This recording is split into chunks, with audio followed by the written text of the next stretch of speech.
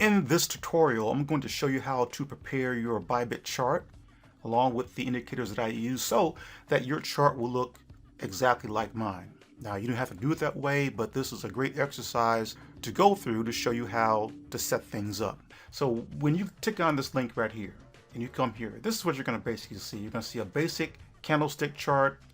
Your green candles will be like a dull green, your red candles will be like a dull red, somewhat transparent. And you're going to have a background that's a dark gray with light gray vertical and horizontal lines in the back. You're going to have one EMA line by default set up for you, and this is a 9 EMA or a 9 exponential moving average line. And what else here? You're not going to see the volume chart appearing here. You might, I don't recall, I don't think it was set up. It might have been, but it's not there now. And you're not going to see the money flow index that I had set up on my chart. So we're going to go through the exercise here and set up everything so that your chart will look like my chart. Okay, so the first thing I want to do here is change the background. So to do that, we want to go to the gear icon here and let's tick on that. And let's go to background. Right here, where it says background, let's tick on this box here and we're going to select black. And you see the change affected in the background, okay? Now, your vertical grid lines and your horizontal grid lines obviously stand out against that black. So we want to remove that. So to do that, you simply want to set your vertical grid lines and your horizontal grid lines to the very same color as the background. There's probably another way to do it, but this is just an easy way of doing it. So I'm going to tick on the vertical grid line, set that to black, and the horizontal grid line, and set that to black as well. And there you go. Get a nice, unobtrusive black background. The next thing I want to do is change the colors of my candlesticks. I want them more vibrant to stand out against that black background. So we're going to go over to Style, and we have 6 boxes here. On the left, we have a row of 3 green, and on the right, a row of 3 red. So we're going to change all these to a vibrant green and a more vibrant red. So let's do the first one here. Click on that. Now I recommend that when you get here, if you look down here, you'll see this little slider bar here. It might be sitting over in this area right here. What I recommend that you do if you want this to be more vibrant, just move it over to the left. That's on each and every one of these. Then select your color. There's your green. Okay. On the red, all right, so it's already over there. Then select your red. Same process for the borders and the wick. The wick is this top portion of the candle or candles and the bottom portion. These are also called shadows, and we'll discuss these in another video. Let's go ahead and change these. Or on the borders, green, red. On the wick, click on that and make sure again this is set to the far left. If you want a more vibrant green and red, then select your color, green and red. And as you can see here, my candlesticks are a more vibrant green and red, and they stand out nicely against that black background in my opinion. All right, so we've done that. The last 2 things I want to do in here is I want to add a countdown timer over here. So I'm going to click on the scales link, and over to the left here, or rather over to the right, scroll down, we will see a countdown. I'm going to tick on that and it pops in right here. Okay. And lastly, time zones. Tick on the time zone link there. On this box here, you pull it down and select your time zone. Since I live on the East Coast in the United States, I'm going to select something that has a -4 UTC. And there's one for New York. I'll select that. You can change the color. It's going to appear right here, but I like that. It's fine. Then tick OK. So what you're going to have here is at the bottom right here, it's going to show your local time. That's what you want. You want your local time. Okay, the next thing I want to do is change the type of candlestick chart that I'm looking at. I recognize this as the regular traditional candlesticks. So I want to change that to my Hakanashi. So to do that, we'll come right up here in the upper left hand corner. We'll see these 2 little candles icons there. You tick on that, you pull down and you select Hakanashi.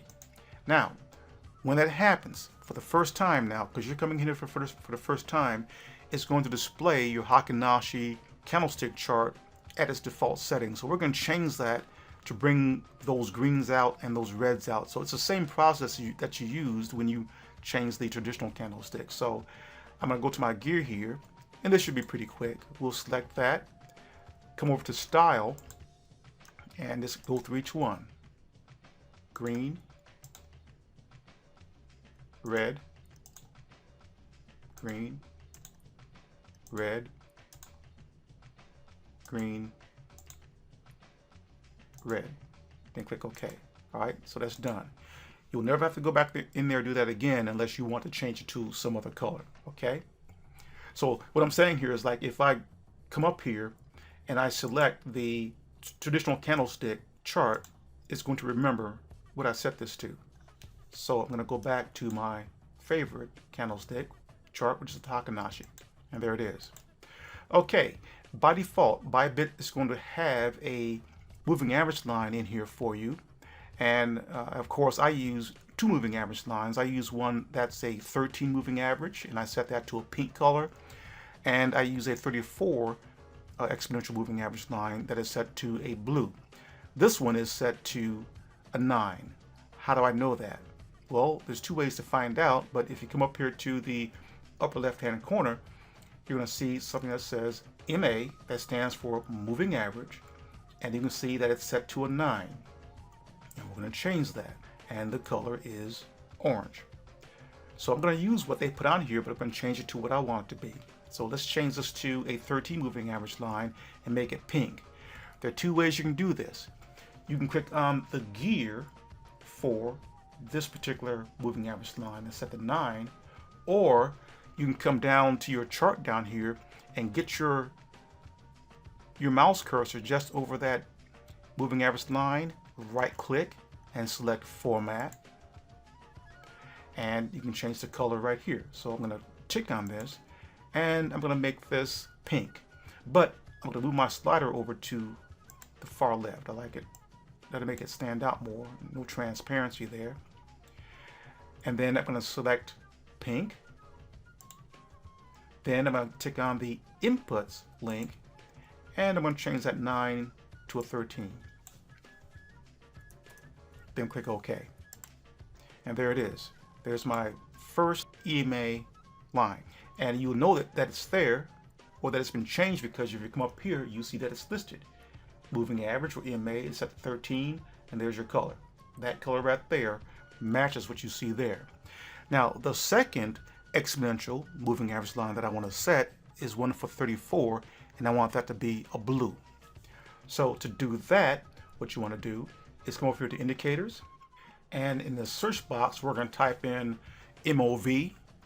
You can type in the whole word if you want to, but MOV should bring up enough information. And it says moving average.